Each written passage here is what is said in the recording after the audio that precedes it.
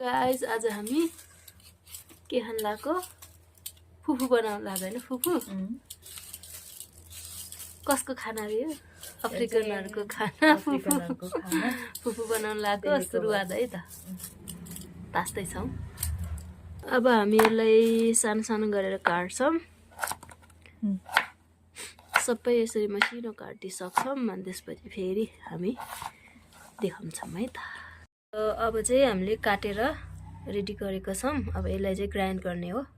हामीले ग्राइन्ड गरेर एक लट निकालिसक्यो अझै हामी ग्राइन्ड गर्न बाँकी नै छ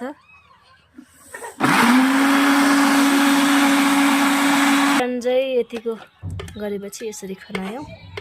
अब यो पकाउनलाई रेडी छौं अब पकाएपछि है हामीले फुफु बनाइसक्यौं है अब खानालाई रेडी भयो यस्तो हुँदो रहेछ है पाकिसकेपछि यता तरकारी पनि छ है